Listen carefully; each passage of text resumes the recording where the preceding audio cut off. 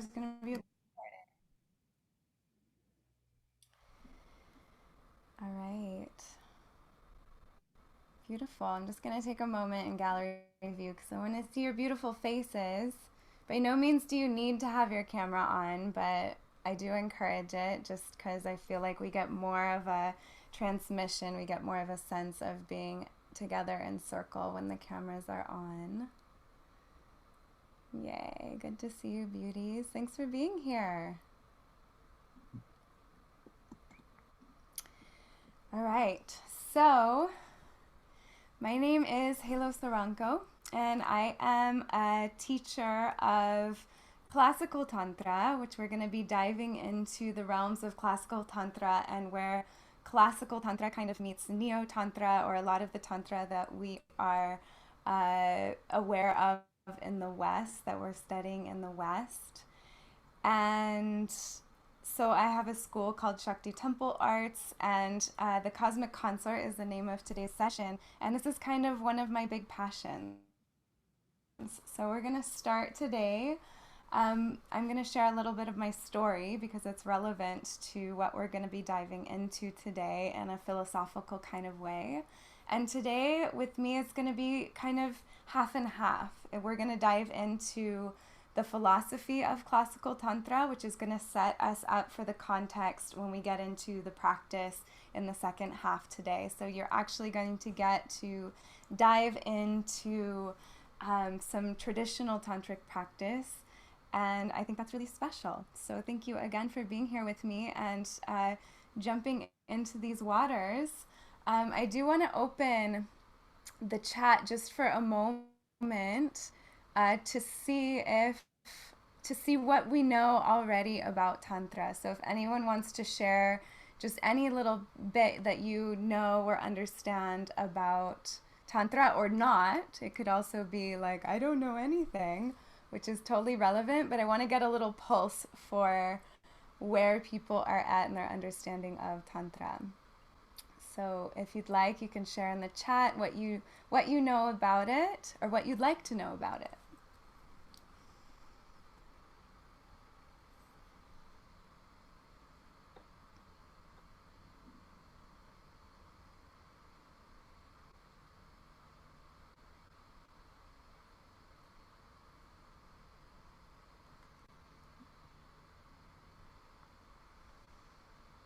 Not too familiar. Awesome. Union, it's vast and many branches. That is very accurate. Yes, absolutely.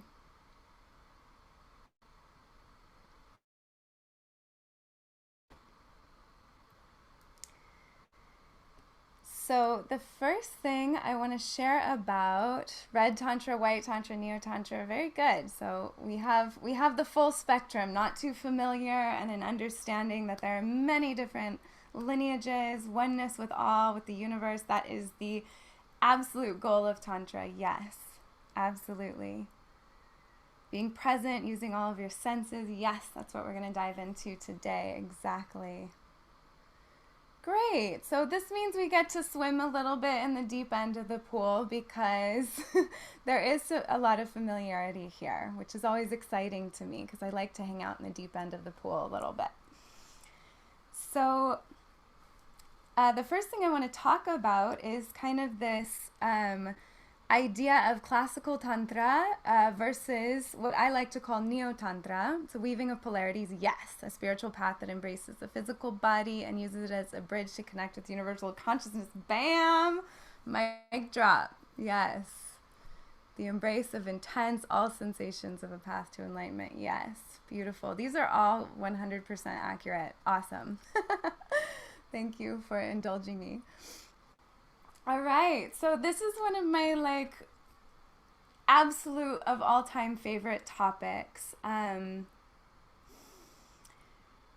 because I think for so many of us, it's like we have, we're all here, we're all a part of this great mystery that is life, that is embodiment, that is the path of our souls and our spirits, and I think we're all on a journey here to reconcile this. I was just in the opening ceremony, and Blue was sharing just so much beautiful context to the journey of awakening that we're all on here together, and especially as women. And I think that Tantra provides such a beautiful context and understanding and actual methodology for us to unite all of those opposites, the sensual and the spiritual, and the dark and the light, the masculine and feminine, with the understanding that where we are going to is a place that exists beyond those, that is vast enough to encompass all of those with an equal, what I like to call an equal embrace, meaning that we're not necessarily being pulled by attraction and aversion. We understand that it is all the goddess, it is all the manifestation of Shakti. And as we anchor into Shiva, I'm going to break those down a little bit further here in a moment, that we are able to just be in this wider container of witness and experience of this vast, intricate beauty that is life, beauty and sometimes terror even.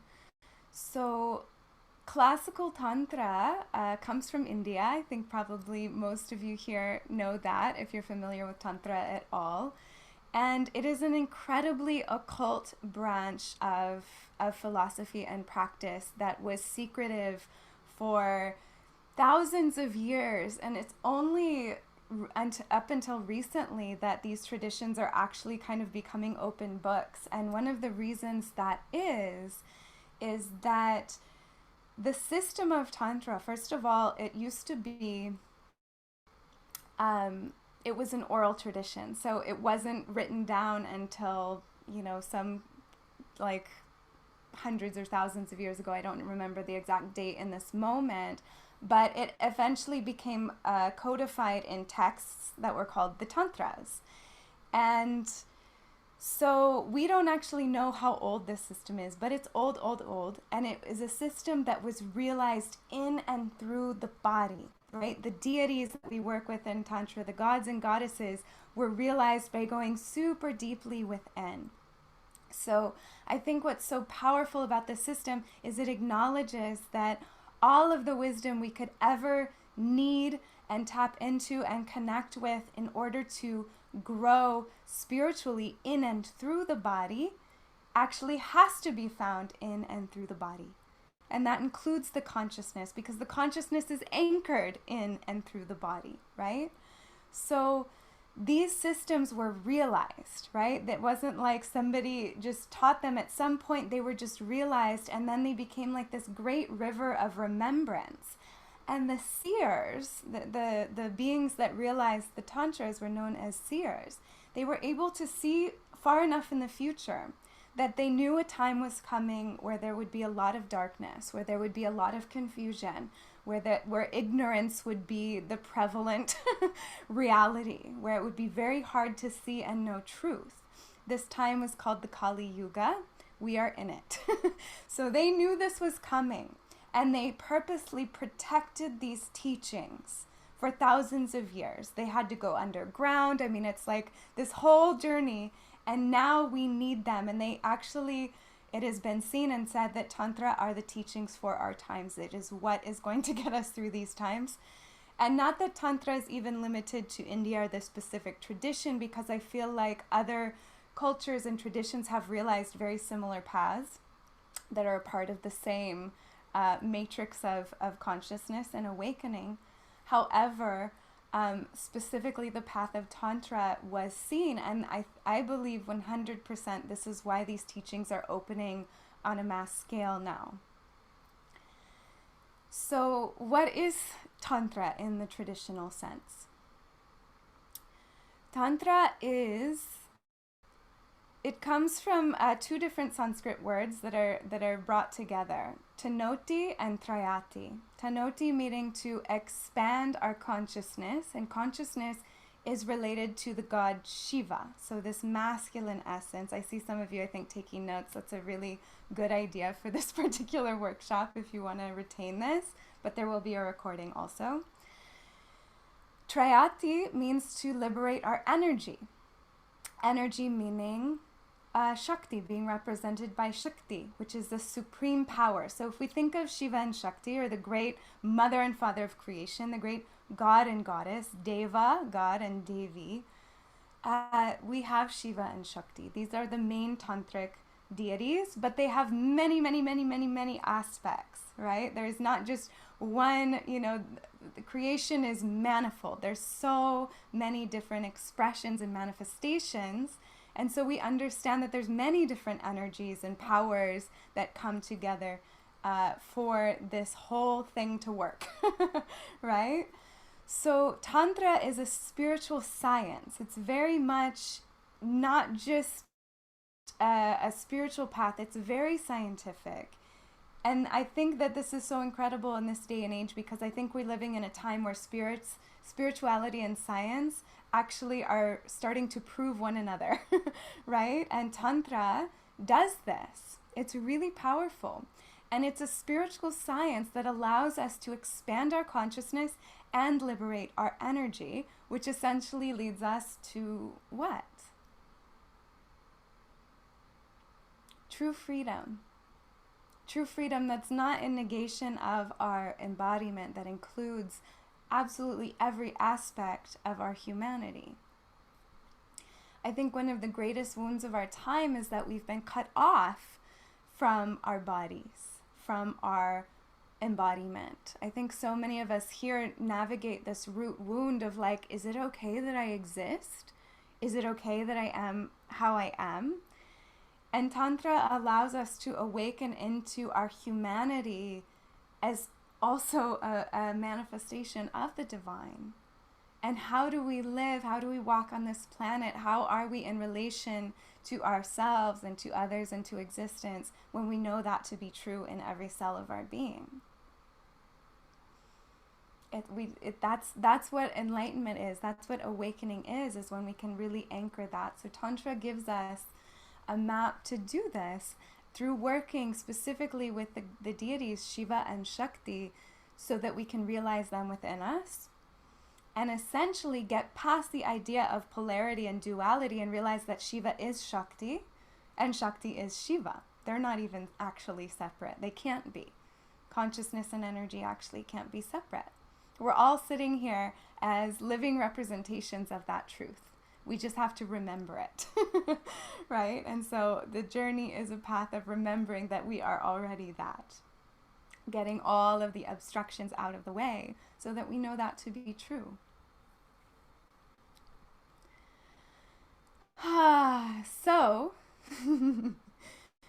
So how do we do that? And how do we do that in this modern sense? So I want to break down kind of the difference between classical tantra and neo-tantra, because I think it's really important to understand that there is a difference here. And in classical tantra, again, this is a very old system, and it has very precise practices. Again, it's like a spiritual science. I'm in the lineage that's called Sri Vidya, which means the great wisdom. And it's a lineage of Tantra that is focused primarily on Shakti. Shakti is the main gateway, the goddess is the main gateway, to lead us to Shiva, to lead us to her beloved and to the revelation of pure consciousness. And in this system, in all of the systems of classical Tantra, classical meaning the most traditional forms of Tantra that came out of India, that came out of specific teachers and lineages, that work with very specific deities, is that in classical Tantra there's a very clear methodology of practice, right? And so we are using these methodologies where what this looks like is we're working with deities this is like the main basis of Tantra. We're always working with deities, right? So we might be working with Kali, we might be working with Durga, we might be working with Lakshmi, or the tantric aspect of Lakshmi, which is Kamala. So many different goddesses. Some traditions you would work with only one goddess forever. In other traditions, like the one I'm in, we're dancing with different faces all the time. So we'll spend like a couple months with this deity and then a couple months with this deity, and they all bring about different results within us. Yeah, I know. Autocorrect doesn't like Sanskrit terms, it changes them all the time. So we're working with the deities, and what the deities are is they're these larger containers of consciousness and energy, and we're asking them to help purify us. The first stage in tantric practice is a stage of purification, and this is necessary because we do have obstructions in the way. We have patterns, we have tendencies, we have these things that keep us in bondage. And I'm not going to go so deeply into this. I'm already going deeper than I thought I was going to go. But but we have karmas, right? We all come here with karmas, or these kind of actions and their consequences, that some of which bear fruits and help us on our spiritual journey, and some that kind of keep us in a little bit of bondage. So we actually go to the deities to help untie these knots so that we can realize who we actually are. So we work with deities. We work specifically with mantras. Mantras are the sound bodies of the deity. And we work with yantras. Yantras are geometric forms. So I'm sure many of you can even raise your hand or give me a thumbs up if you're familiar with the Shri yantra or any kind of yantra, sort of. Getting like, yeah, maybe. So these are geometric. Let me see. Do I have a yantra nearby? Not in like complete hands grasp. That's okay. But the yantra is the light body of the deity. So what we know from quantum physics nowadays is that everything is mostly made of space, and it's waves and particles vibrating in space and moving in space that makes anything actually appear to be solid anyways. And those waves and particles are vibrations of sound and light. So these ancient seers, these ancient tantrikas and yogis and yoginis understood this, but they came up with a system that to me is way more romantic and accessible. Because now I'm working with Shiva and Shakti. It's not waves and particles, right? So this helped us to understand the sound body, the mantra and the yantra, and working with the deity helps us to awaken the qualities of these different gods and goddesses within us and get the things out of the way. And each deity will work with different abstractions to give us liberations. And while our goal is this final liberation where we realize who we are and it's a sustained experience, we will have little liberations all along the way. And that's what keeps us going on this path, because it's not necessarily an easy path. So that is more kind of the traditional tantric path.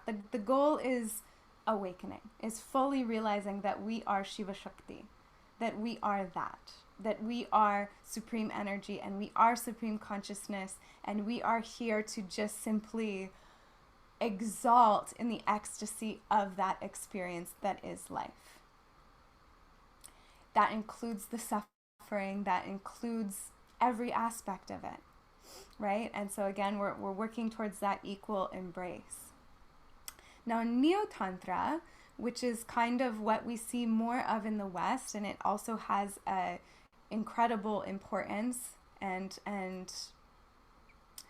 place within where we are all at as a humanity, has a lot to do with sacred sexuality and with relationships and intimacy. And I think this is really important. And where this came from is that in classical tantra, there is what's known as the right hand path and the left hand path.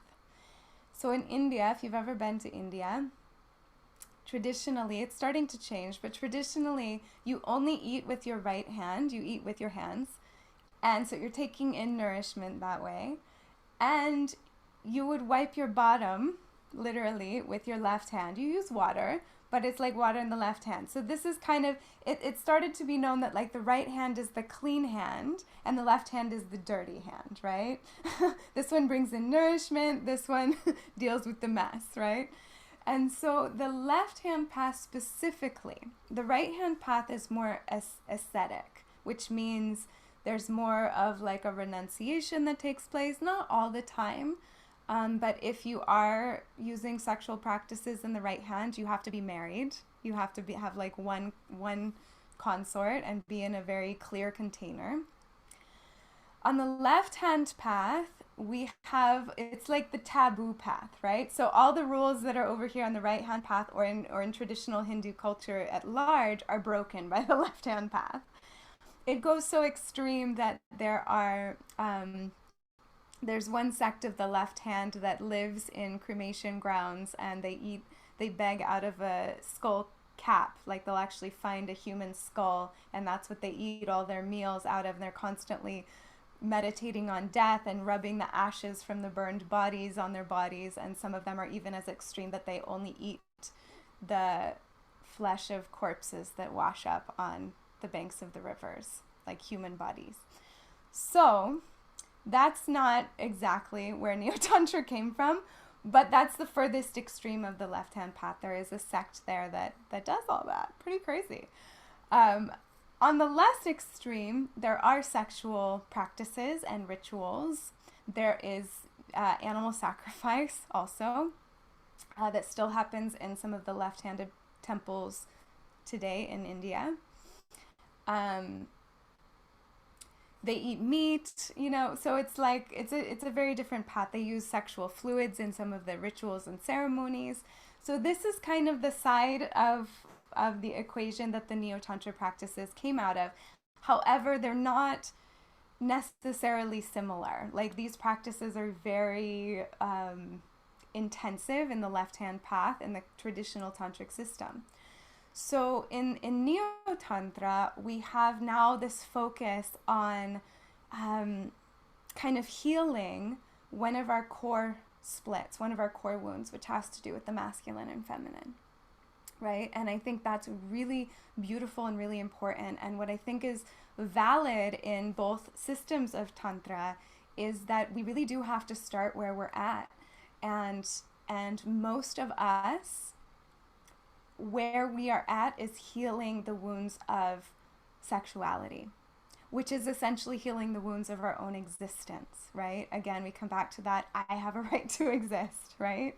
Which has been challenged by the church, by the patriarchy, by like so many things. We have become, there's so much guilt and shame around sex and sexuality, which automatically translates to guilt and shame around the fact that we exist, because that's how we exist. And that's how life perpetuates itself. So I think that both are incredibly important. I think that the focus of Neo-tantra in the West, because the East has become so, because of colonization, honestly, has become so prudish around these subjects. They can't even talk about it. They can't even touch on it. So they have a lot of wounding around that here in the West, we're actually able, we have the societal context to be able to go into these realms and actually talk about them and explore them and heal them. And so there's this interesting East meets West conversion that's happening. But what I think is really important as that happens, and as there's validity on all sides, is that we do understand what's what, right? That we do understand that there is a distinction between classical tantra and neo-tantra, right? And both are valid, and both are so important, and they're different. They're very, very different, right? But there are bridges that cross them, and that's what we're going to be exploring today in the Cosmic Consort. All right, is everyone still with me? Give me a thumbs up. I really like to go to the deep end, so I'm always like, is it too much? How are we doing? Good, I'm getting lots of thumbs up. Awesome. So, in my own personal journey, one moment, I'm going to take some water.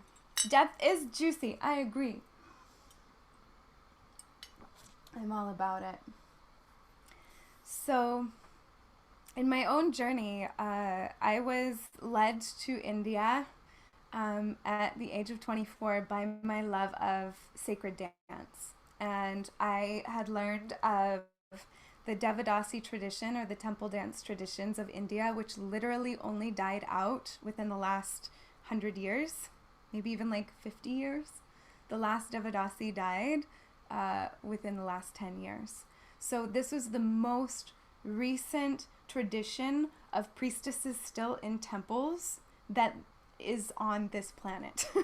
like for reals, like women in the temples doing rituals for the deities, right? This was in many cultures during a certain time period, but it disappeared from ancient Greece, it disappeared from ancient Egypt, it disappeared from so many places, and India is, to my knowledge, one of the few places left on the planet that has an active goddess culture still there. You can go to temples of the goddess that are still active and have been for thousands of years, but the difference now is it's all male priests, regardless.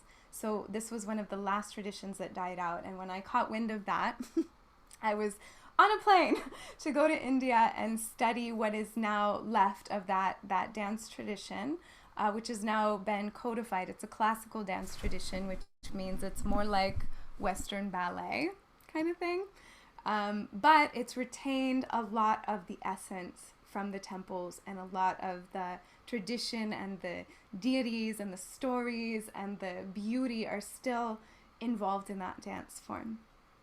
So when I went to go study, it's called ODC dance, ODISSI. When I went to study, I had no idea that my entire life was about to change. And I think so many of us are living out our own mythology, so to speak, and it has to do with our own core wounding and the duality pair that we are holding and healing in this life, right? And mine is very much around the masculine feminine split, and how this showed up was many toxic relationships for many years, and being cheated on, and just like having my heart like broken, shattered so many times, dealing with a lot of pelvic issues and infections and this kind of thing. And it was really like a pattern that just kept cycling through. And so when I went to India, I was kind of in this space. I was in one of those relationships, actually 3 different relationships throughout my time traveling to India and studying Tantra and temple dance and yoga. And it was beautiful because it was one of those things where like the goddess delivers the poison and the medicine with the same spoon, you know. She really, there's this ultimate benevolence, I feel like, that even when we have to go through our darkest nights of the soul, it's like the cure is right there the whole time. So while I'm going through all this, here I am in India learning Tantra and learning all the things that were going to eventually move me beyond this patterning and this suffering, this very particular flavor of suffering. But what happened within that was I started to understand more the philosophy of Tantra, the context of Tantra. And one of those pieces I want to share is this idea of the horizontal plane, right? So the plane we're in now, how we relate to all the things and the beings in this world. And then the vertical plane, where we are connecting with the eternal, with the supreme, with pure consciousness, right? So it's like the horizontal is like the realm of manifestation, and the vertical is the realm of the formless. So this is where form and formless kind of meet. And there's a symbol we see all over India called the Yoni Linga. And the Yoni is the vagina of the goddess Shakti, right? So it's like the great cosmic womb. And the linga is the phallus of Shiva. So it's like this erect pillar of consciousness. And they won't admit it nowadays, but the symbol is very, actually kind of anatomically correct. It looks like this kind of yoni-esque thing that is horizontal, right? So it's like this, and then the lingam is penetrating that like that, and it's literally like very a phallic thing. And you see these in all temples, and they worship them, they make offerings to them, they pour milk on them, for crying out loud. But they are like, no, that's not what it is. But you're like, yeah, that's what that is, okay? But it's symbolic, right? It's not necessarily literal. But what it has to do with is that inner penetration of supreme energy, of Shakti, of the manifest realm, with pure consciousness, with Shiva. it says that Shiva consciousness is inherent in all of the manifestation, right? So what I realized on my journey, on my own in my own personal mythos, which I got really clear on, and I realized the name of my own personal mythos, and I actually really recommend this, like tapping into like, what is the thread that I keep rewriting in this lifetime and probably many others? What is this like, almost like pain point, like it's where your greatest pain and your greatest power coincide, right? It's something that keeps showing up again and again. I really recommend getting connected to what that is and actually coming up with a name for it. This was a prompt by one of my teachers that we were led to name our own personal mythos, and mine was the cosmic consort.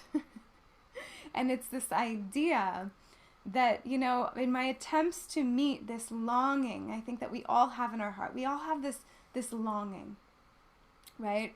That has us searching for our own wholeness, right? There's this kind of illusion that we come into this realm and we're not whole, right? And we all feel that. So it's like a very convincing illusion.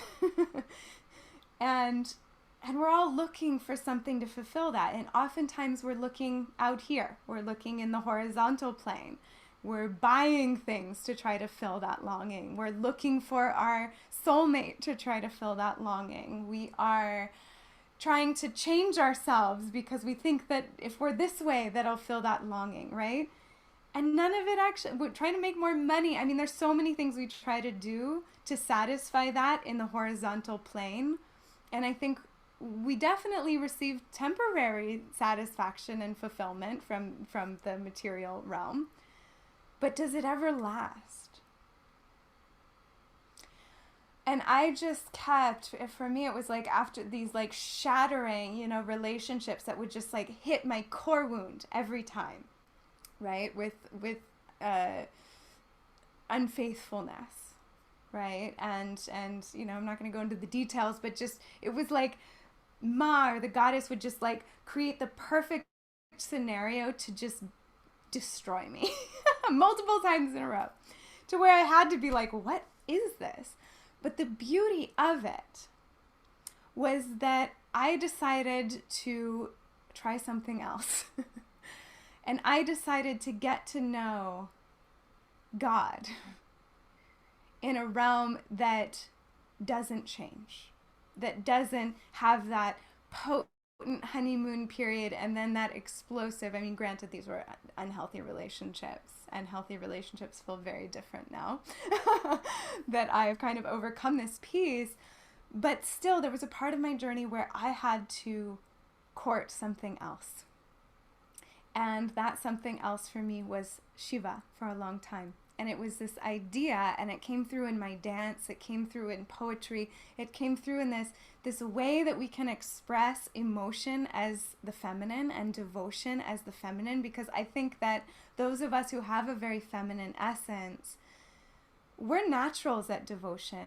It's like devotion is our way, right? This way of being, of wanting to offer ourselves to something, of wanting to surrender so deeply into something. And I realized that I kept putting my, like, surrendering into containers that weren't worthy of the depth of my devotion, that couldn't hold me for all that I was in both my imperfections and my power. And so I decided to throw myself into a larger container. And this is where the idea, yay, of the cosmic consort came from. It's she who courts the divine, first and foremost. And when we realize that when we are established in that vertical connection, it doesn't mean we can't have our relationships in the horizontal connection. In fact, they'll become so much richer, so much deeper, so much more healthy, so much more, the idea of right relationship comes to mind. Like, we start to have right relationship, and that means with ourselves, that means in our most intimate relationships, that means in our friendships, that means in all of our relationships, right? That means going even larger, our relationship to the planet we live on and its animals and its plants. And it's just like, this is the starting point, actually, is our connection to the formless, is our connection to that which is manifest as this realm. And that is the union of Shiva and Shakti. But for us to find that, for us to touch that, for us to taste that, for us to exist within that, we have to understand that they are not separate. And there's a way that we in form have to reach for the formless. And that's what devotion is. So the idea of the cosmic consort is she who courts the formless as the beloved. How do we relate to life? How do we relate to love? How do we relate to ourselves? How do we relate to a tree or a sunset or our beloved when we realize that this is all God manifesting before our eyes? And it's a practice, right? It's something, it's like we have to have training wheels to start to imprint that into our experience of reality more and more until it becomes the way that we're living. And that takes a while. I'm still not there. It's been 10 years. But more and more that becomes the orientation and the alignment. And it's a really beautiful and juicy way to live. It's inspired my path as an artist, as a dancer. Half of my choreographies have to do with this theme. It's inspired my spiritual path and my desire to get closer to Ma. I am now, I kind of dabble in it all. I'm a practitioner of right-handed Tantra, which means that most of my practice is internal and it's between me and God. But I also teach and practice within the realms of Neo-tantra, which has to do with, okay, how do we then bring that into our external relationships? How can we use partnership and consort practice, consort being like an actual other embodied being, how can we use that to realize our own divinity? But the idea is different than what we commonly do in our relationships, where we're trying to pull on each other to feel whole in ourselves. This is like, I'm already whole and now I can overflow and now I can be generous and now I can share this energy. And what is lovemaking like from that space? What is, even sharing a cup of tea or a conversation like when we're in that space of overflow? Again, it's a practice. We're not always going to be there because we have 1,000% permission to be human along the journey, but we practice to keep reorienting ourselves and remembering ourselves as that. So much richer. So this is the context and that idea of the cosmic consort. And so I'm just going to do a little time check. Okay, good. We're good. In the context of Sensual and of this beautiful and amazing program that we're all a part of here, that we're all sharing together in this remembrance, because I feel like there's nothing really new here for any of us. We're all just like, oh yeah, thanks for the reminder, right? So we're remembering together, and one thing that Tantra really offers us is this way that the senses themselves are that bridge between form and formless, but not in the way that we typically use them necessarily. So the senses tend to lead us out into the horizontal plane, right? We tend to kind of go chasing them through the energy of desire. And in Tantra, what we're actually doing is we're like, wow, okay, desire is a very powerful force. In fact, it dictates our entire life, pretty much from birth to death, right? Our biggest challenge with death is we desire to live. The first thing we do when we are born is we cry, and then we desire the breast, we desire nourishment, right? So, and then, in our childbearing years, we desire partnership and lovemaking and children and a career. It's like we're constantly moving through the world based on desire. But what happens when we turn the energy of desire around, when we bring it back in? And in Tantra, Even classical traditional tantra, we are completely allowed to have all of our external desires. That's understandable. And in fact, we need that. We are in physical bodies. We need shelter, we need food, we need love. These are actually necessities. So we're not shaming those, we're not making those wrong, we're not doing anything about that even. But we are taking time to take all of that energy that we spend going outward and we're pulling it back in. Because here's the secret. The fulfillment is actually here. It's always going to be here. It always has been here.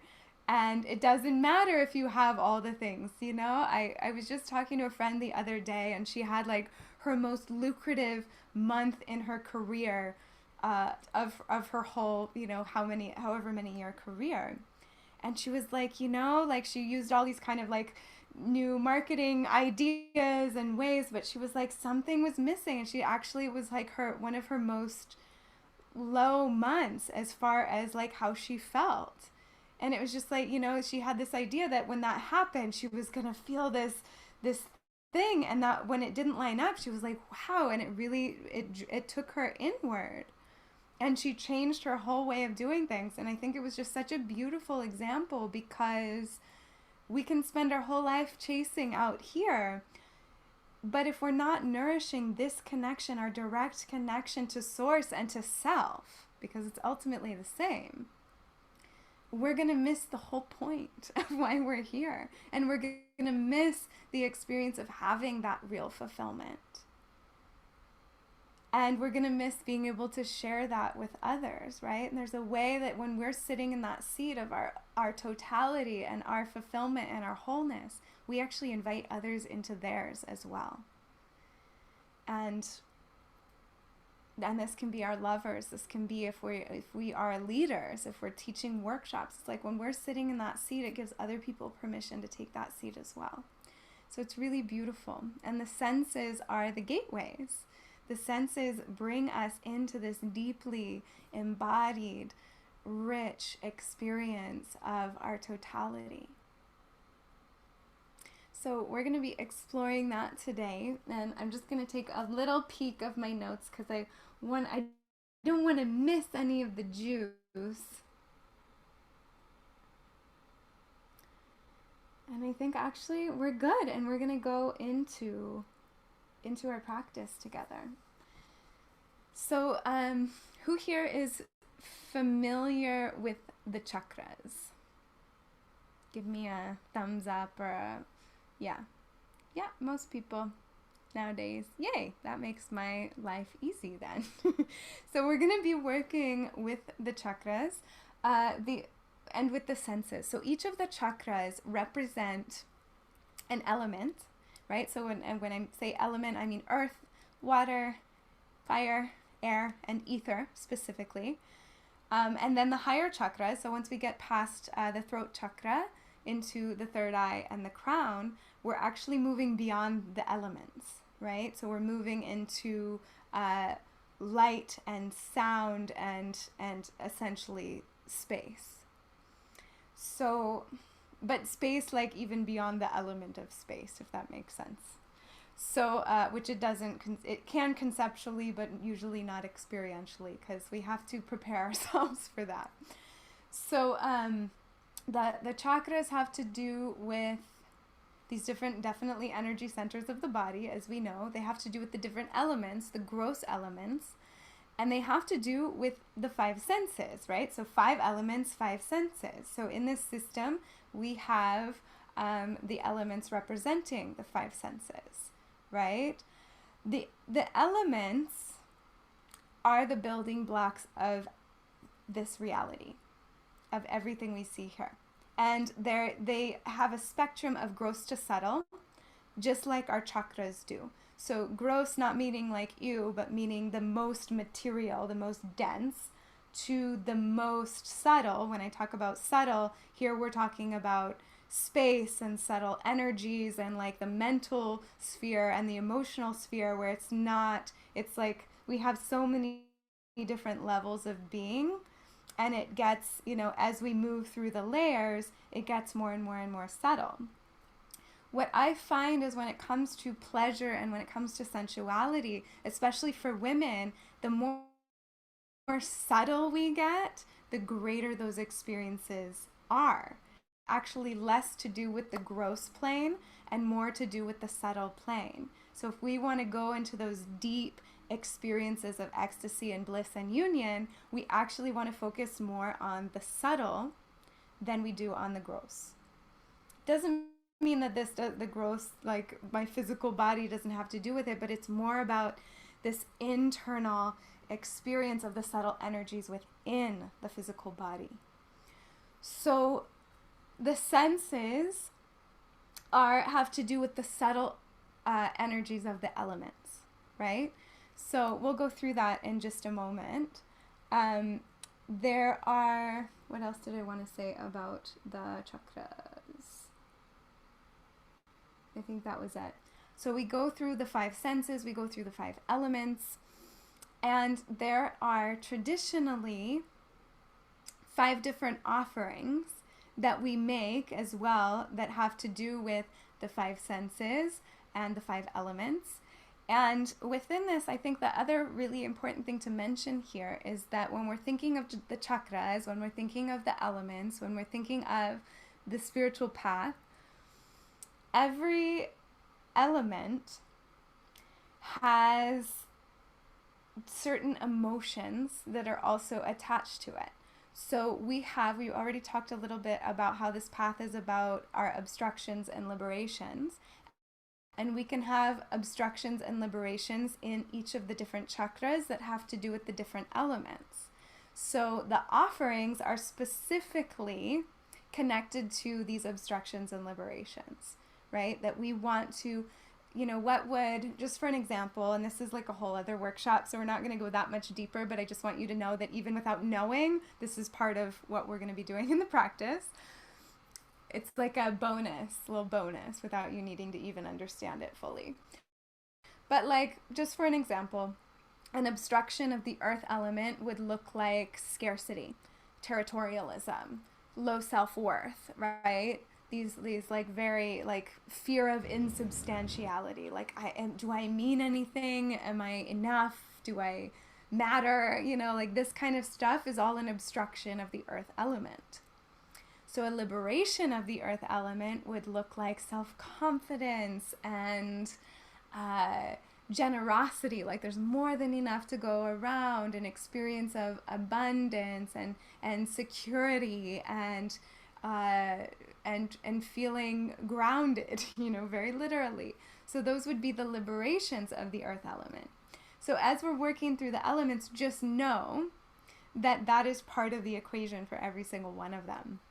So what we're going to be doing, well, I want to ask you a question because it's kind of up to you what we're going to be doing.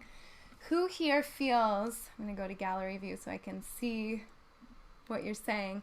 Who here feels like you could use some movement? Have you had a lot of movement today already, or do you feel like you could use some movement to warm up the body?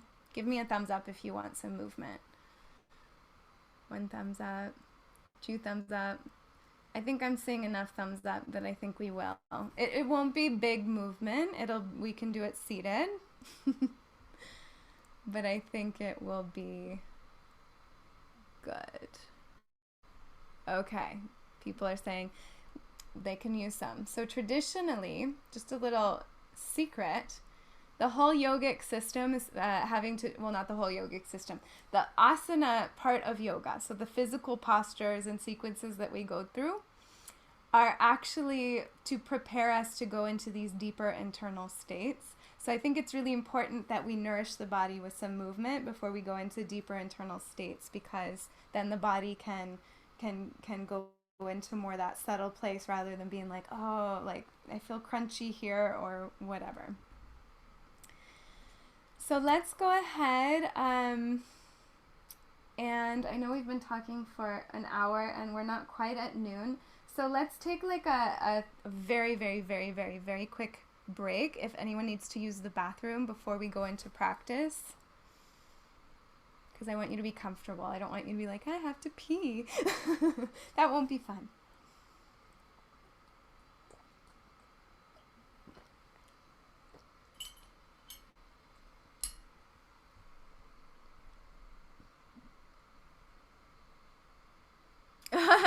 Someone's saying their neck's really sore from Wild Woman workout. I can only imagine what that must have looked like. Some head thrashing. Good. We're gonna do some neck stuff.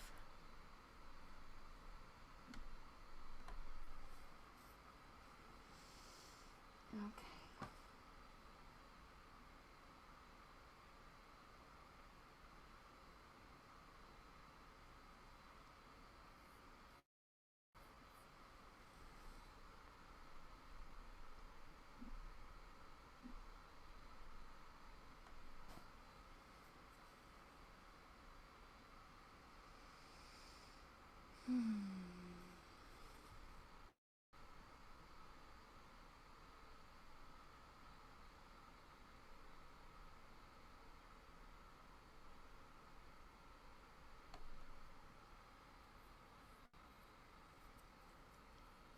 All right, I'm seeing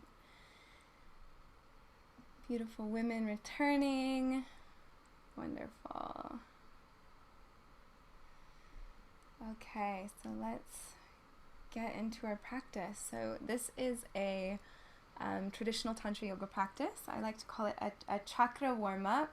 So I'm just going to give you a little warning. We're going to do some things that are a little bit silly, but they're effective. So just bear with me. Remember, the camera's spotlighted on me, so don't worry about being seen doing silly things. But it's more about the internal experience and feeling that in the body.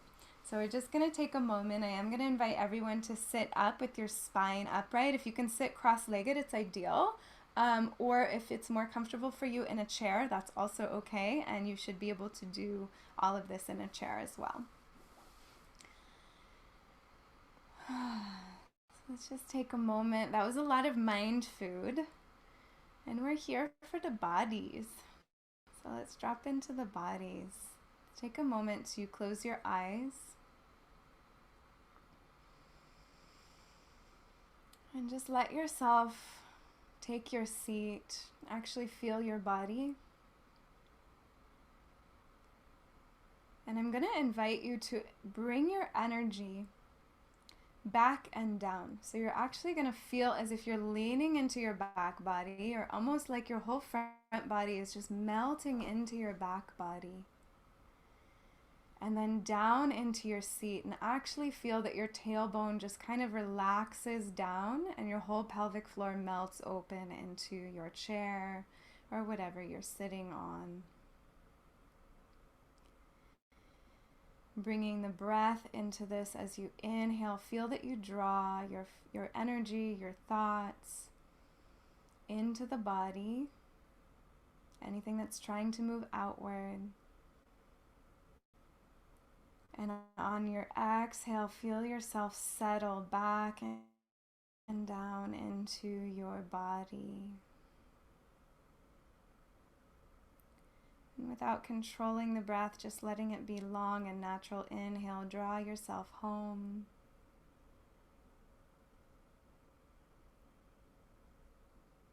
Exhale, resting down into the body.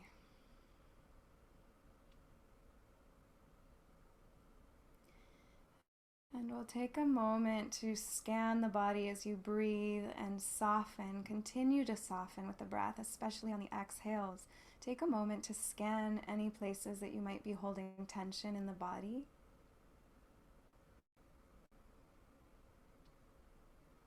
And without any agenda of it releasing, just simply invite it to meet the inner space with the breath.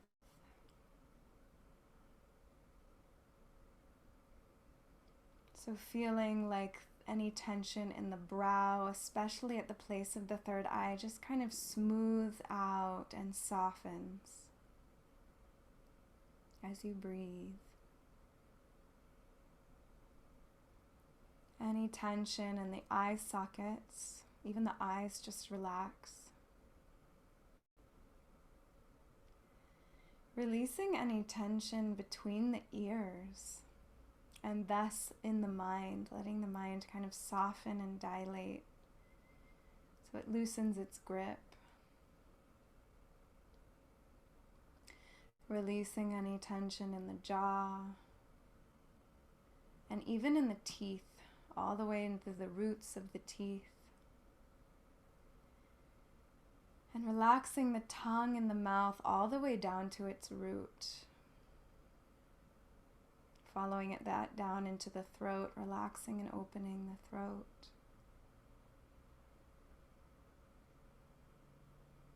Releasing any weight on your shoulders and anything you're carrying in your heart, the front, the sides, the back, just letting the whole chest soften and meet the inner space through the breath.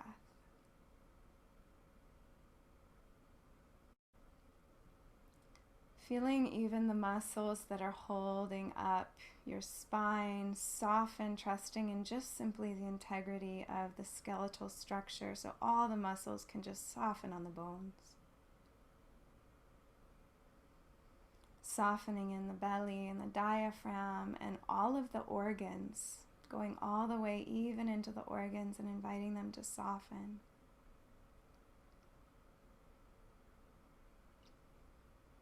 And this particularly includes the lower belly, letting it be soft and open, softening the reproductive organs, softening through the pelvic floor and the anus. These are places that we tend to grip and hold lots of tension as women, and we're just going to invite them through the breath, through the points of contact with our seat, to soften and open and release. And following this movement all the way down the arms and the legs, softening the muscles on the bones,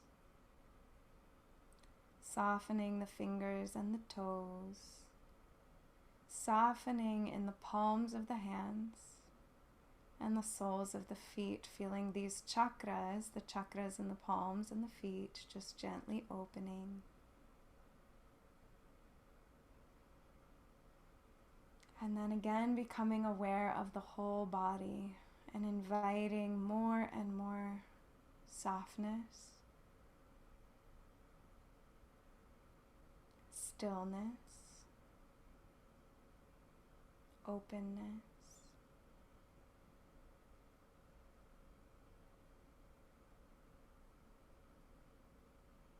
subtlety.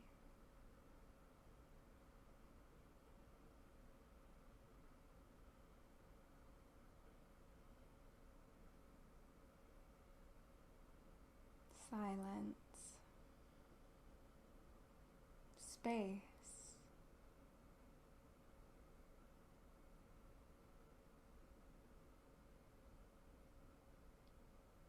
Feel that instead of taking the breath, you simply receive the breath.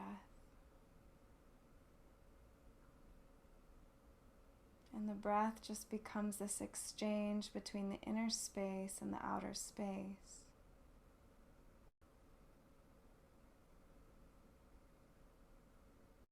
Till there's almost no distinction between the inner space and the outer space.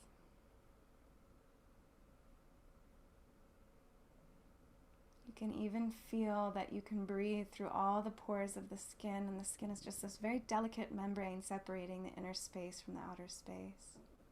Breathing the whole body through that permeable layer of skin.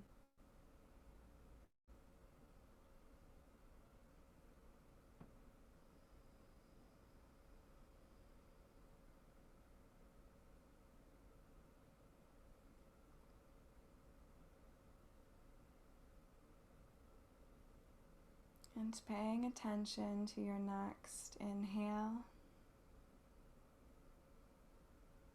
You're going to exhale and just gently let the chin fall towards the chest. And then on an inhale, begin to circle the neck super slowly, letting it be so juicy to one side, lifting it up in the back so you're not crunching the vertebrae at the top of the breath. And then exhaling down the other side and just letting this be so juicy and so subtle. And bringing that supreme Shiva consciousness to the sensations in the body and the movement connected to the breath.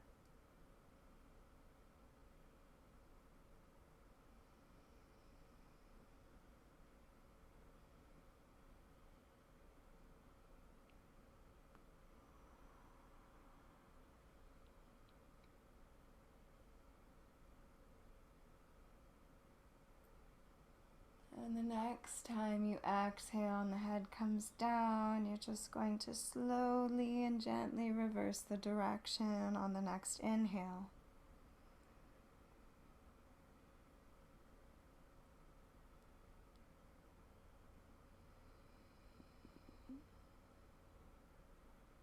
Keeping the jaw soft and especially the mind so that you can really be in the body.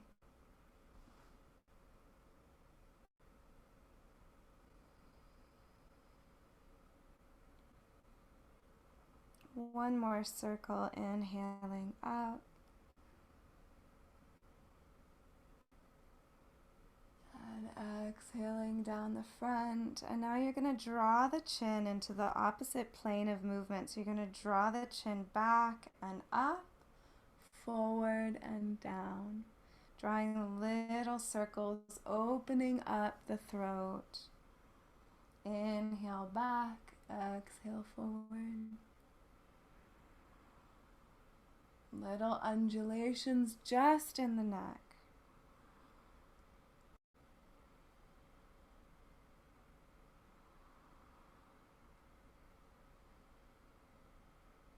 And then reverse, scoop the neck forward, draw it back. Inhale as it comes up, exhale as it comes back.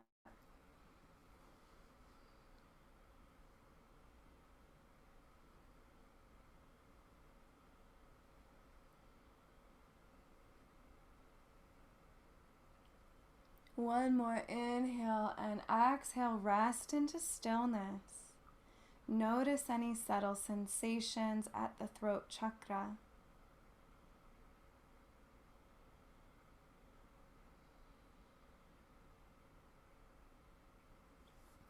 And now we're going to move our awareness up to the crown chakra, so the very top of the head.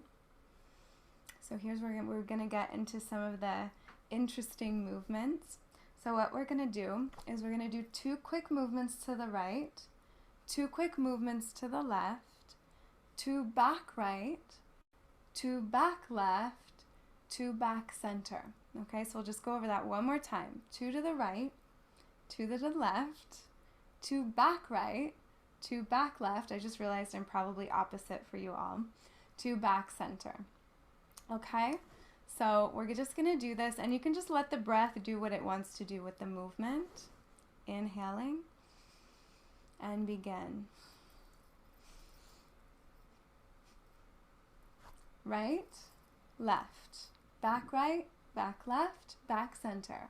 Right, left, back right, back left, back center. Right, left, back right, back left, back center.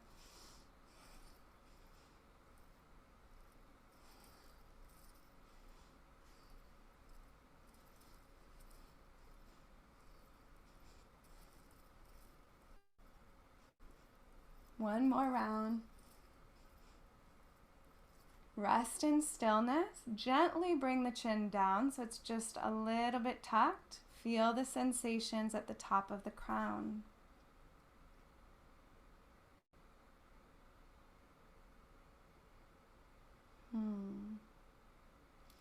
Bring your awareness down now to the third eye. So it's going to just come down from the top of the crown and it's going to be in. So it's not necessarily right here. You're going to go inside the head a little bit, and there should be a place your awareness just kind of lands. Just trust that. We're going to do something, another silly one. We're going to turn our gaze to look up at the third eye and wiggle the head back and forth. Okay? Really fun. All right, so inhale, look up, and start to wiggle the head. You can breathe naturally, looking up at the third eye.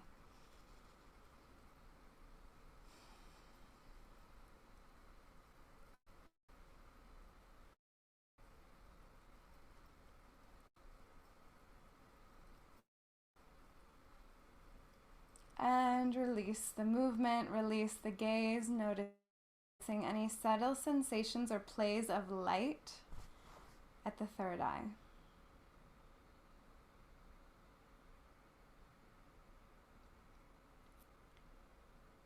And then as you're ready, just gently floating the eyes open. We're going to do 3 different movements for the heart chakra because it's very important, the heart chakra. So we're going to come into a breath that is called Bhastrika Pranayama. Pranayama is a breath practice that works with the prana, or the energy flows of the body. So what we're going to do, put your hands here. It's going to be a strong inhale and a strong exhale.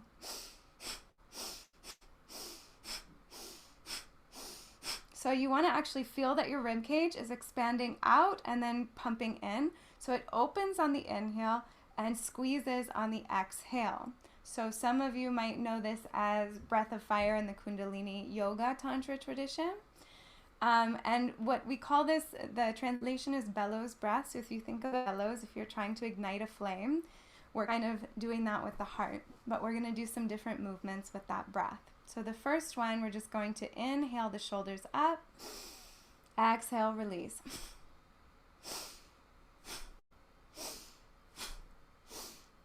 And you can gradually pick up speed.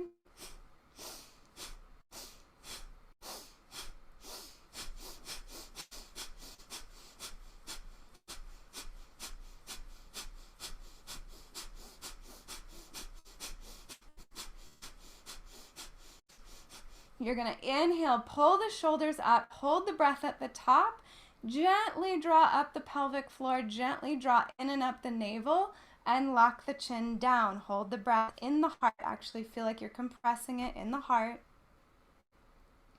When you can't hold it anymore, you can release all of those locks in the body. Release the shoulders, release the breath. Take a moment to notice any subtle sensations in the heart chakra.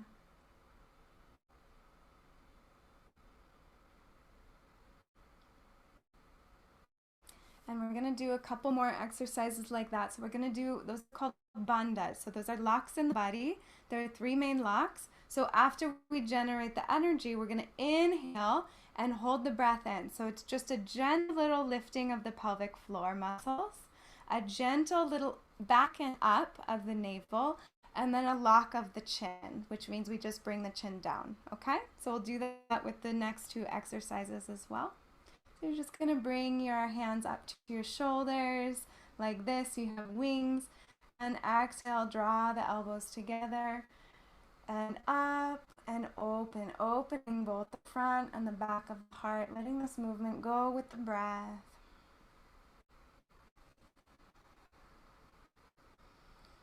Good. This also activates the glands and the lymph. It's really good for your breasts.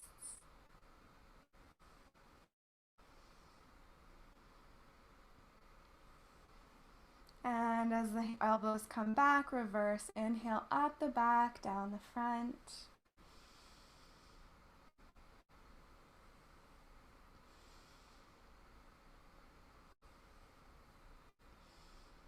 And now we're going to bring the elbows out to the sides like wings.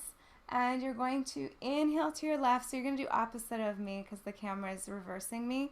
Inhale left, exhale right, and it's that same pranayama, Bhastrika Pranayama. So it'll look like this, and just join me when you're ready.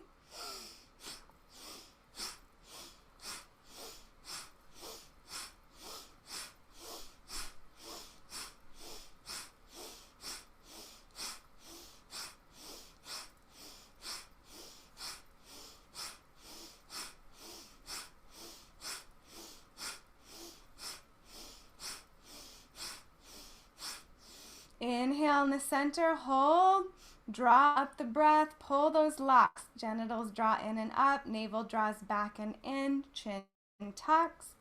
Hold the breath in the heart specifically. When you can't hold it any further, release the bandhas, the locks, release the arms, release the breath. Rest in the subtle sensation of the heart chakra.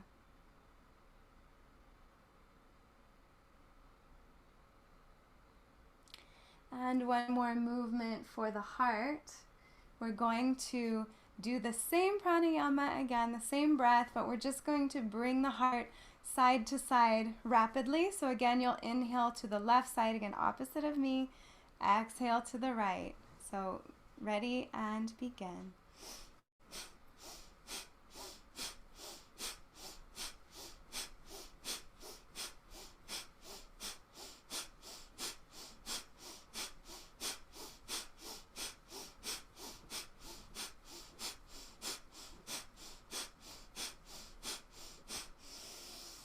Inhale, draw up the breath, pull the locks, genitals, navel, tuck the chin, hold the breath in the heart.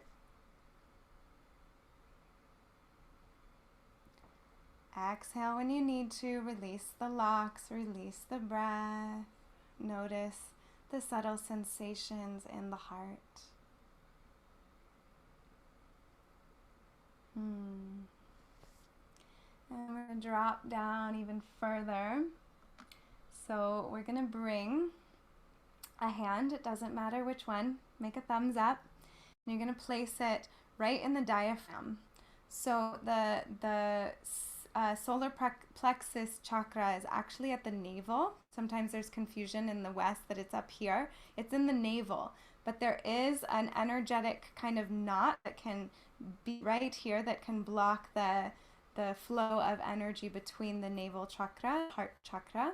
So we're just going to work on that knot for a moment. Place the thumb in there, and we're going to bring the other hand here and just do a circle. You're actually, if you have nails, you can bend it and kind of just get in there with the knuckle if that's easy, or just try to get more the pad of the thumb, but you want to kind of dig in there a little bit.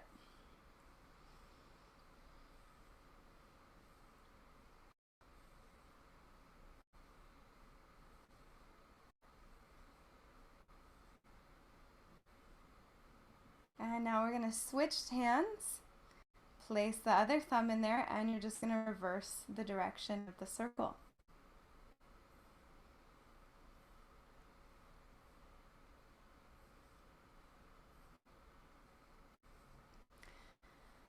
And release that and just notice if any sensations come up, if it feels more open, even any emotions. Sometimes there can be emotions that we store in that area.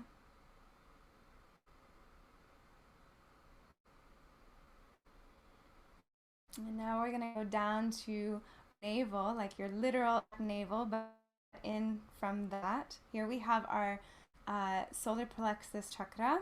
It is known as Manipura chakra, and this is our fire, this is our power, our will. And this also helps the denser energies rise into the more subtle chakras, right? So what we're going to do is a different pranayama that's very similar. This is called Kapalabhati. And on this one, instead of doing the inhale and the exhale, we're just going to do the exhale. So what that looks like is my navel is going to really go in. The inhale will be automatic. So try that just for a moment. You're just going to press the breath out and actually use the navel to press the breath out. Through the nose.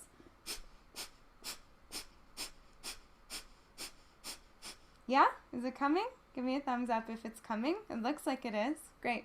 And we're going to do a mudra called Kali Mudra. So we're going to bring our hands together, interlace just the ring and the pinky finger and the thumbs. So you're going to have, it's all the fingers except the pointers. So you're like this, and you're not going to see it when I do it. But you're going to lift that over your head, but drop the shoulders. Okay? And we're going to bring our awareness at the navel and do 36 of those breaths. You're just going to literally count it 1, 2, 3, 4, 5, 6, okay? But you'll do that internally. Inhale to begin. 36.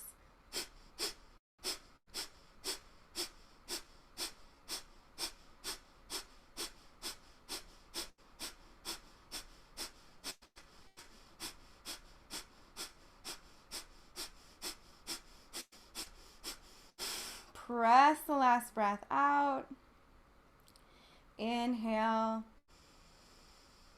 And you're going to exhale, dropping the arms And make this mudra. So you're just going to plug the thumb. You're not going to see it because of my camera.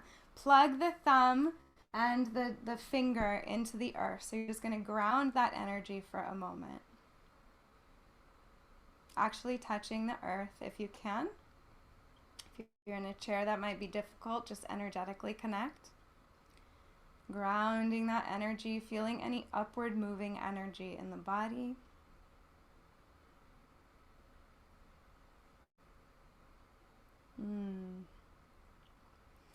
And gently release that, and you can place your hands just on your knees if you'd like. And we're going to move down even further into what's Svadhisthana chakra. This is the womb space, so the sacral chakra. And here we know that this is the water element, right? So the heart is air. We have ether at the throat, air at the heart, fire at the navel, water at the womb, and then below that we have earth. So we're at the water chakra. We're going to inhale, drawing the chest forward. Exhale, again, nice and slow. Bring it to one side and back and to the other side. And imagine that you're stirring the waters of the womb. And simultaneously opening the spine so that this water can move up into the fire element and become steam and move up into the heart, connecting the womb and the heart. Inhale forward, exhale back, close the eyes, and let this be an internal experience.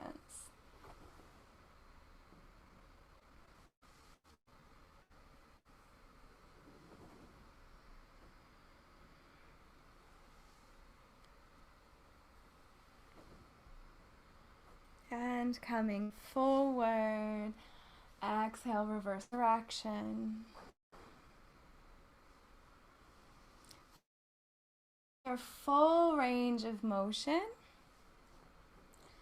but trying to keep the seat bones fairly grounded into the earth.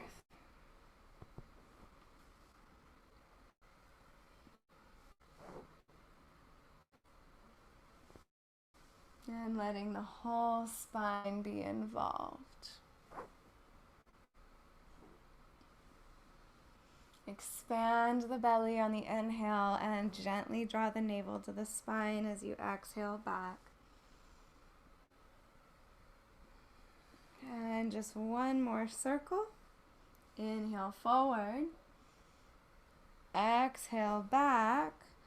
And then come up. We're going to move into the other plane of movement. So you're going to exhale, curl down from the top of the head. Curl, curl, curl through the spine. All the way down, or as far down as your body will allow, and then you're going to inhale, scoop up. Okay? Exhale, curl down. Inhale, scoop up. Finding this full undulation through the spine, letting it be juicy and enjoyable. Closing the eyes.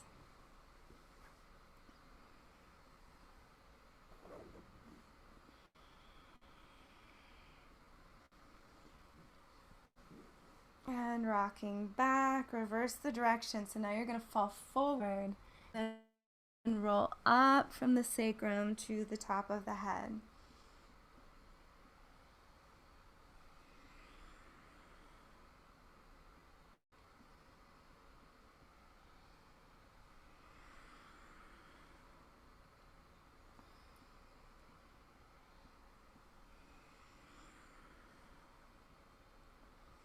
And one more, rolling it up. And just having your hands on your shins so you can have a little leverage. You're just going to inhale and do a little seated cat-cow. Open the whole front of the body. Exhale, curl, open the back body. Finding your own rhythm with your breath and what feels good in your body. And staying with yourself, not letting the mind wander, but really being here for all the sensations.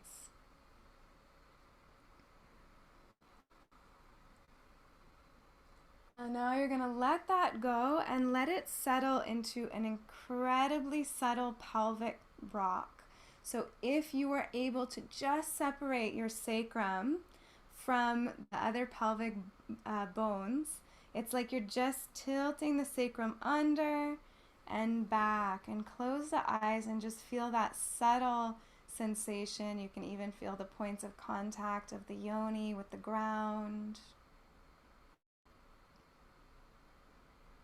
Inhale as you rock it back so the lower belly fills with the breath, and then exhale as you tilt the pelvis forward, emptying the breath from that pelvic area, breathing all the way down into the pelvic floor.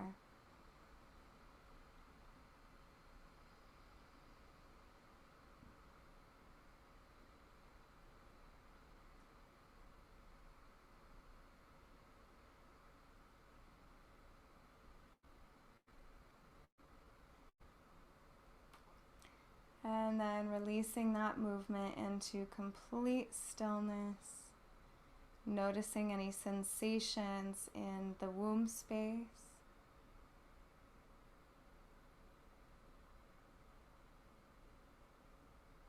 And then dropping down even further to the root, feeling that earth, and actually feel like you're sitting on a square. Like there's the shape of a square underneath, connecting your seat bones in 4 different points of contact, and just feel yourself really sitting into that. Feel the full weight of your body connect with the earth, connect with the root chakra. Particularly focusing on the downward flow of energy on the exhale, letting this space just open and root down.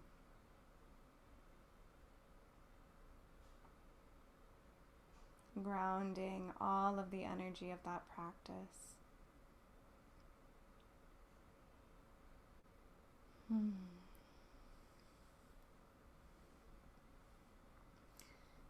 as you're ready, very gently you're going to open your eyes, and try not to leap out when you open your eyes. Try to keep somewhat of an inner orientation with your awareness. So we're going to go into what's called nyasa. So we're going to kind of go into the chakras now and self-anoint with mantra. And we're going to connect with the element in each of the chakras and the senses with each of the chakras. So the mudra that you're going to use looks like this. So you're just going to bring, and it's the right hand. So I know for you it looks like this is my left hand, but it's the right hand. And you're just going to thumb into these fingers. And this is a mudra that we use traditionally to anoint. So you're actually going to be touching and anointing your different chakras. And I'll lead you through chanting their bija mantra and connecting the energy of each chakra. So we're going to start with Muladhara. So you're actually going to touch, you can either the opening of the yoni or the perineum, kind of that area, with this mudra. And we're going to invite you to close your eyes. You won't need to see anything here. We're going to look with our internal gaze. So we connect with the root chakra through the element of earth and the sense of smell.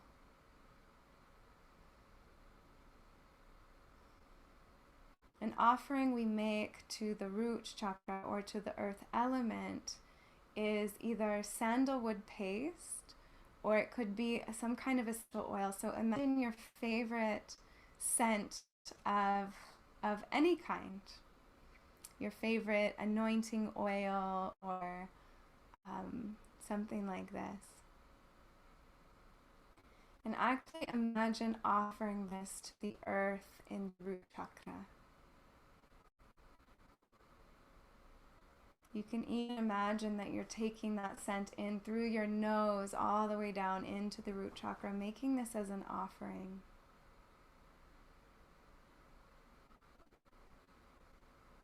And then we're going to vibrate this chakra with its mantra, which is LAM. It's LAM. So what that's going to sound like is LAM.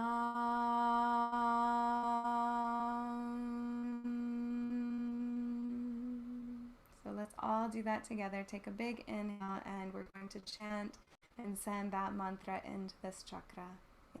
Inhaling.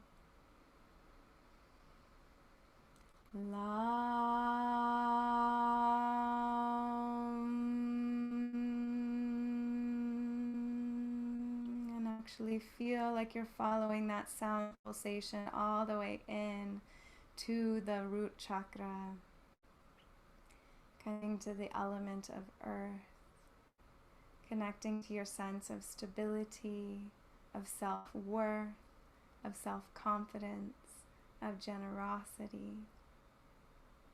And again, making that offering to the earth element in the body, some kind of scent. Actually bringing that scent into your awareness and offering it here.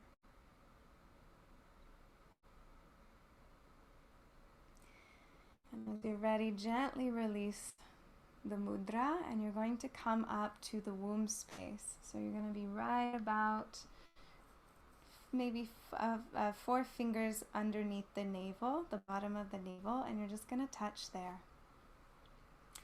Here we are coming into contact with the water element in the sacral chakra.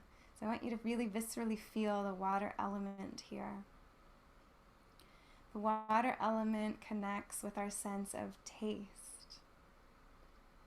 So actually feel the saliva in your mouth, that juiciness, that water, and feel how that connects to the womb space.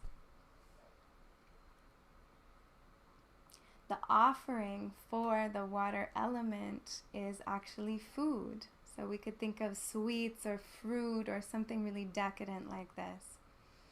And I want you to bring to mind that flavor of something that you really love, something that's really juicy and just delicious and kind of intoxicating for you. And then offer that to the water element in the body.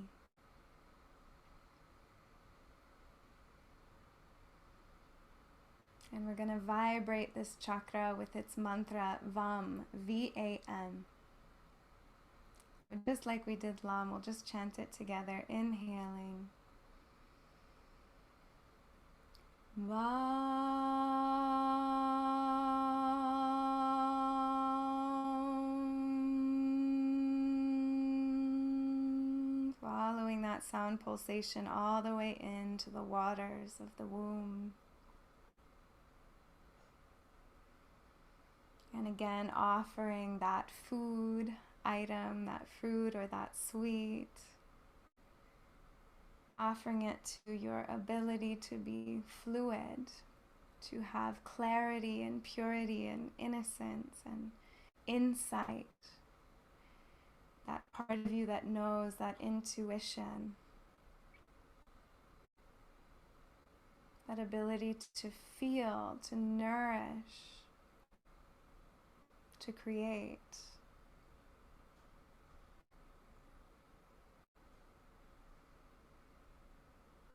And thanking the water element in our bodies, gently release the mudra, and you're going to come up and bring it directly into the navel. And here at the navel, we're connecting in with the fire element. And the fire element connects to our sense of sight. If we think of sight, it has to do with light, which is given to us by the sun, which is connected to the fire element. So the fire element is the sense of sight.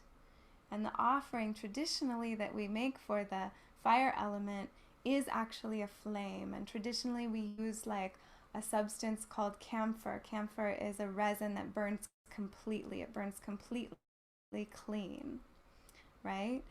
And but we also can offer like a ghee lamp or an oil lamp or something like that. So you can imagine some kind of like beautiful, I don't know, Moroccan lamp or something like this, or you're offering light to the fire chakra.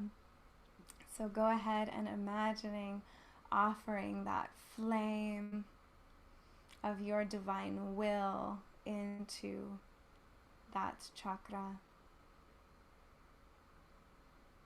Whatever kind of light comes to you. It can be a candle, it can be an oil lamp, it can be a lantern. Could even be like a campfire or something like this.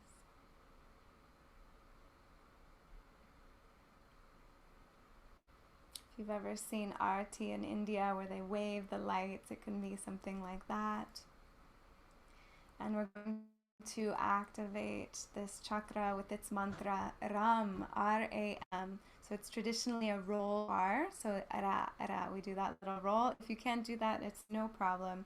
R-A-M, Ram. Inhale, we'll do it all together. Ram.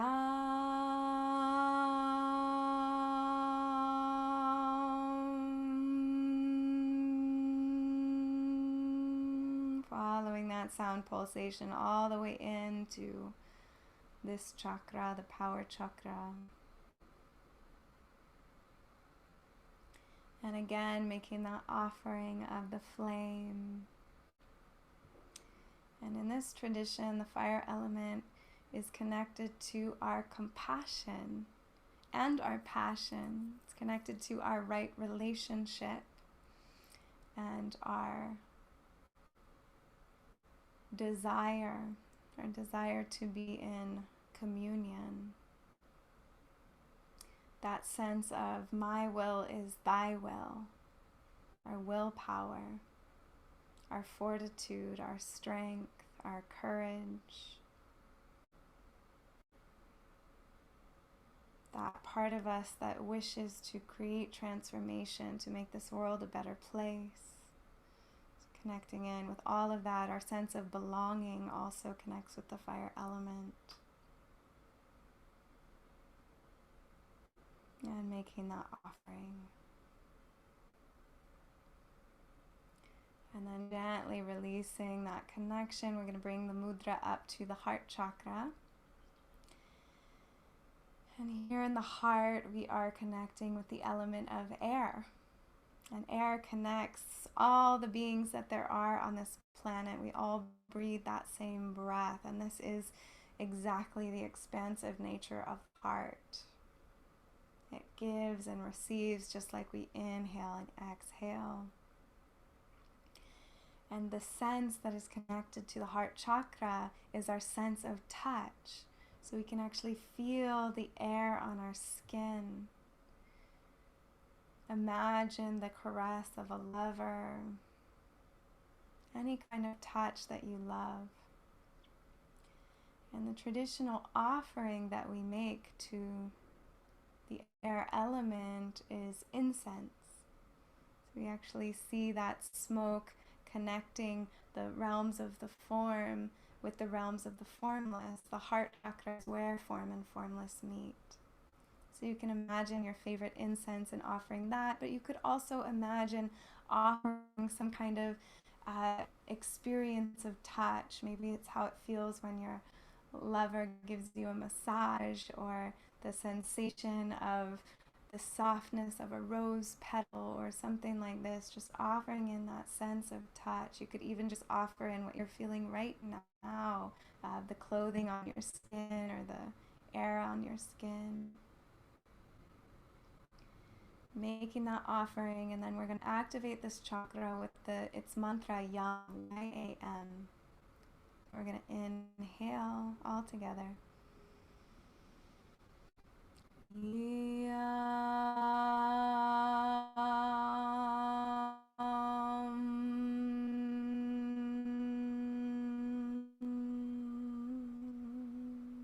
Following that sound pulsation all the way into the heart chakra.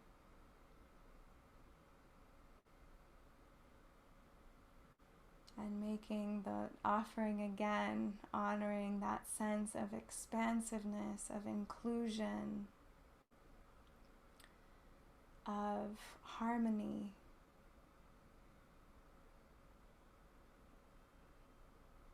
Of feeling at home in your own skin.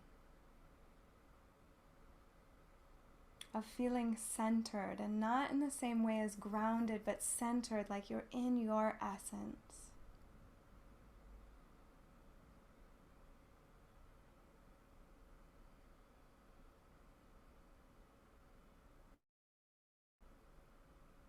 can also connect into compassion in this center as well. Joy, very much of the air element. So again, making that offering of incense or some kind of sensation of touch.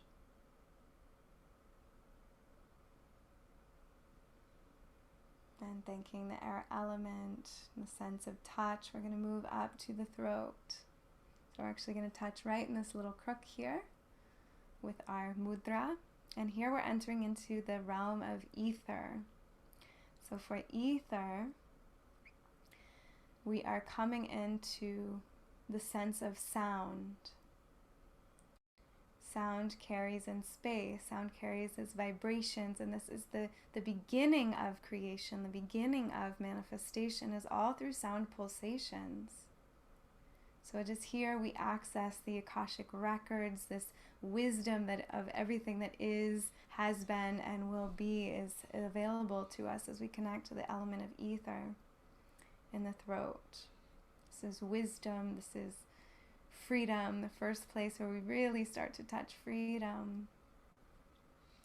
So we're connecting into the sense of sound, so you can use the sound of my voice or any other sounds in your space to just bring you deeply in to connect with that element of ether.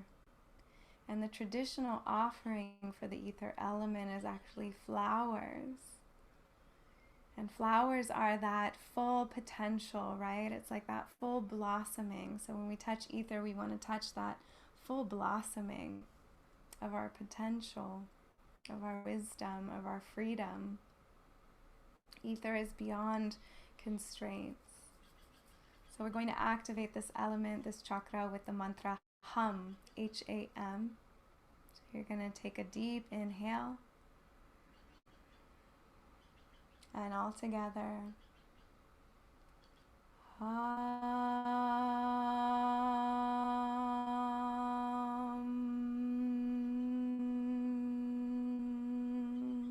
Following those sound pulsations all into the throat, and actually seeing if you can connect with that element of ether. And making those offerings of flowers. And when we're using our minds to make offerings, they can be as exotic and fancy as we want them to be. So offering beautiful flowers into space that symbolize our wonder at this beautiful creation and our wisdom of this beautiful creation and our bliss in being connected to this beautiful creation. Offering all of that.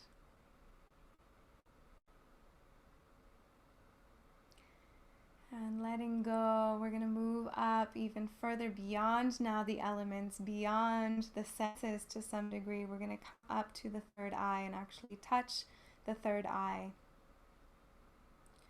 And here is one of the first places that duality dissolves. Here is this sense of inner sight. So we're connecting almost more with light. And traditionally we kind of connect with this, the element of lightning, right? So there's different levels of light and fire, particularly at the third eye we connect with lightning. This insight, this immediate sense of awakening, of quickening. So we're just going to feel that here, and we're going to feel that this is where Shiva and Shakti meet in union. So you can actually visualize, doesn't matter if you know what they look like, just imagine however they come to you, Shiva and Shakti in union here.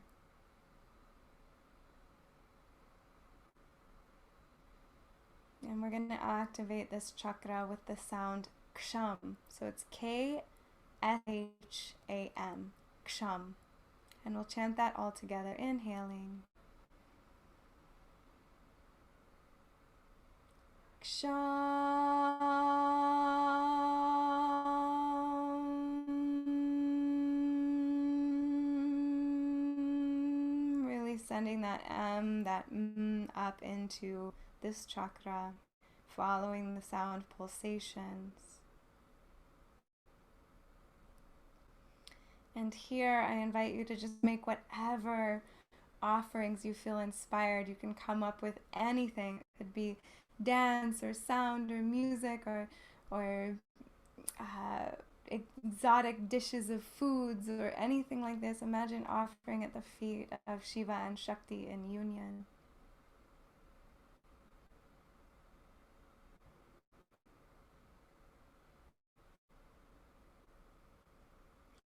And then we're going to come up even further, anointing the crown. So it's kind of to the back of the head. It's not directly on top.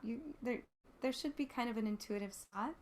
This is our final one, final step on the journey. So we come up to the crown and we anoint and we connect with that bliss.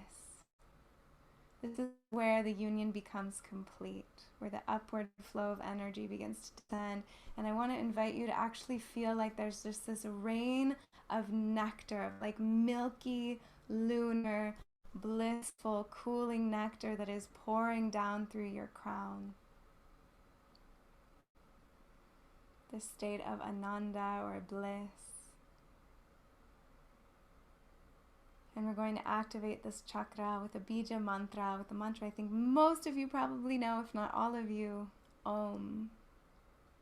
Om is the mantra for this center. So we're just going to inhale, sending that mantra in.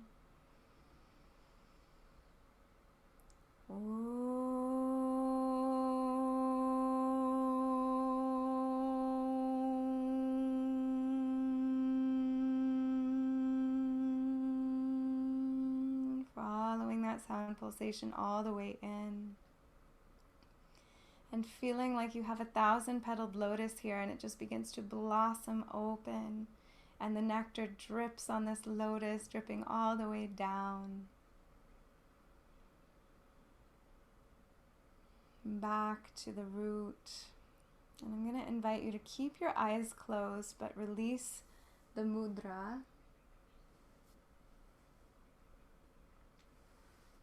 And with our last little bit of time, I'm going to invite you to just come deeply inside your body.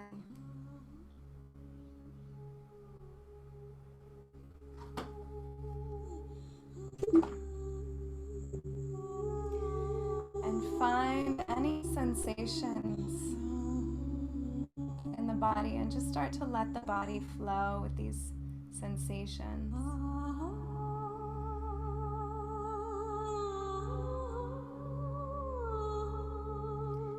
Just let the system start to unravel here.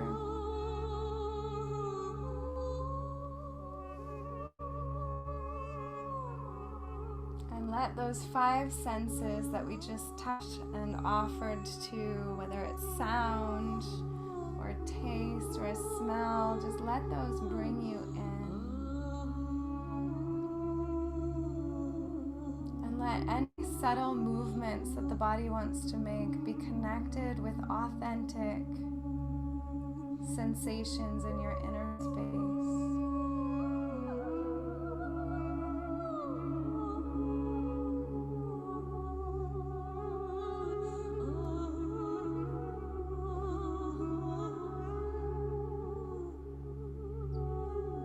Taking the breath deep into the body.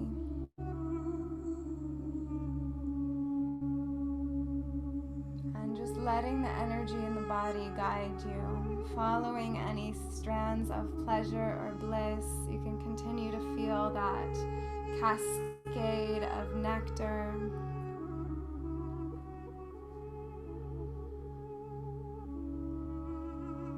Taking deep, full breaths.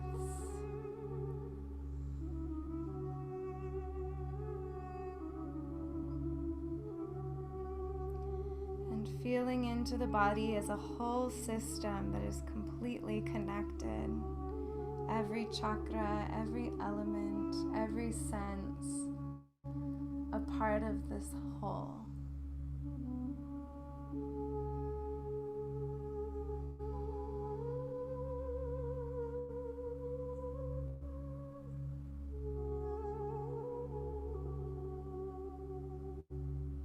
Allowing your awareness to land wherever in the body it feels inspired, and to follow any thread of subtle movement.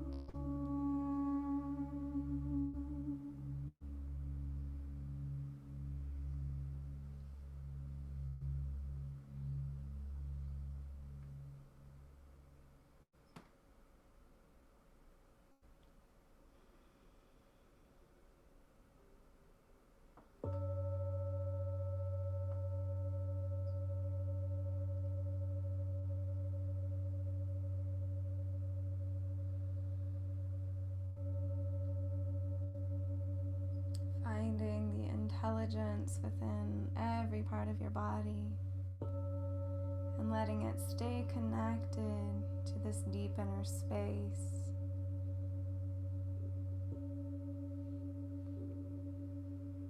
And if you lose the connection, just simply return and feel, particularly noticing energy, sensations, or movement impulses that are coming up from the womb through the body.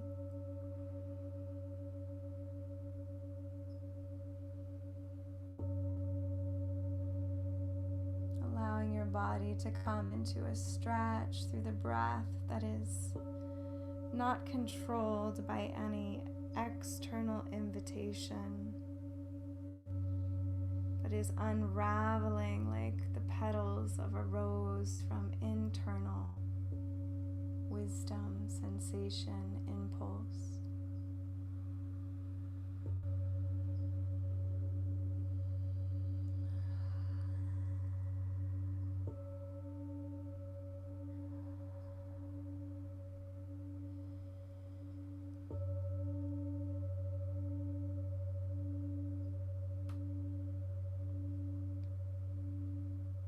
Noticing especially if circles and spirals want to move in the body.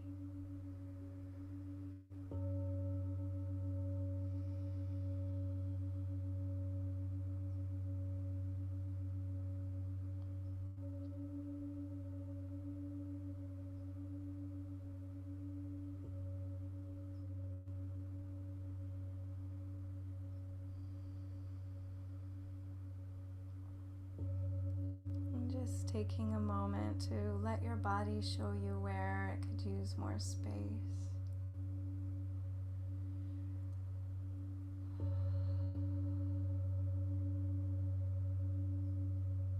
Let your body's intelligence show you how it can move with subtle energies and with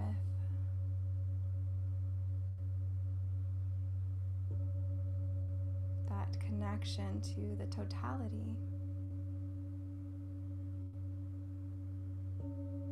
Allowing yourself to become that cosmic consort who is moving with that fine line between form and formlessness.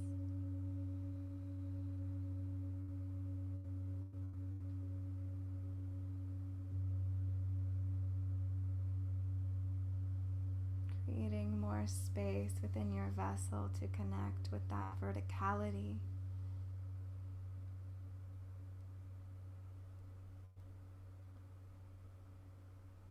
Of divine consciousness. Letting your consciousness and your energy mix and mingle. Just simply with your presence and your embodiment.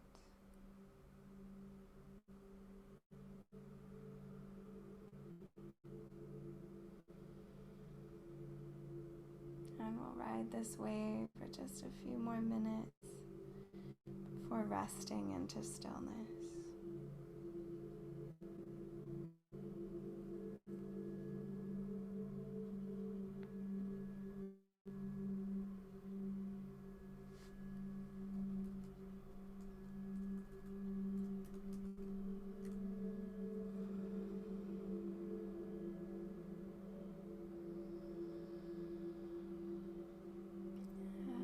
As you're ready, very gently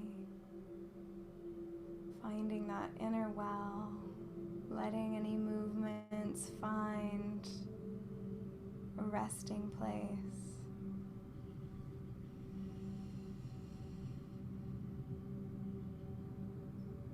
Coming back to complete stillness, but continuing to let the breath flow in and out. Again, with that orientation, you are receiving the breath.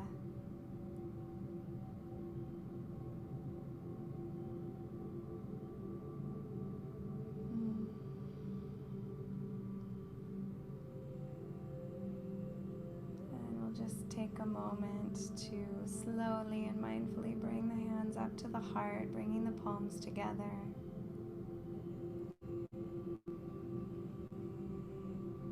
To bow inwardly to that great force that exists within us.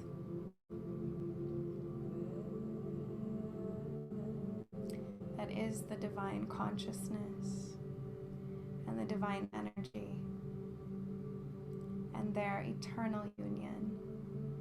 And bowing also to the wisdom teachings that is the lineage of Tantra. And as you're ready, just gently, gently opening your eyes again without leaping out, but staying with that inward connection. And I just want to take a moment to bow to each one of you who's been here today on this journey with me. And there's always so much deeper we can go, and we're working with the constraints of time, and there's so much more juice coming for you today. So I do want to open. We really only have time for like 1 or 2 questions, but I do want to open for those questions if anybody has any for me.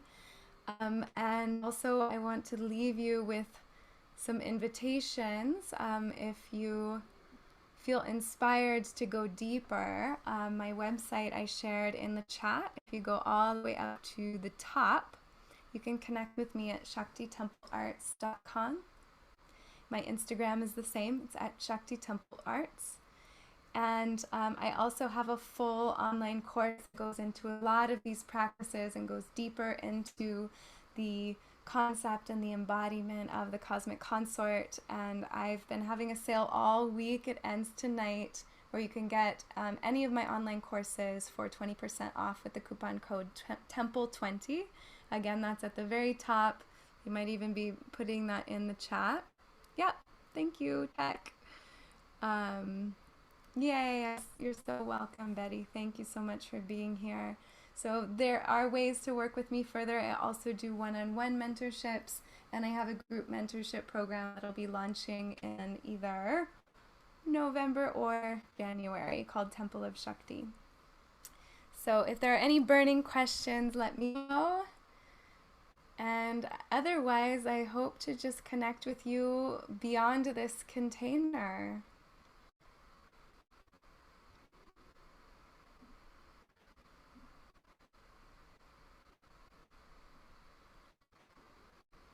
If you do have a question, you're welcome to chat or even just type it in.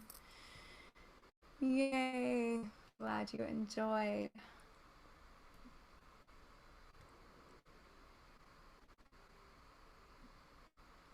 All right, beauties. So I think the next workshop is coming into this space. Or are there multiple workshops at once? I don't even... Yeah. Awesome. So you can stay here for the next workshop. We're headed... Oh, no. I have to go out and come back in. All right. Thank you all so much.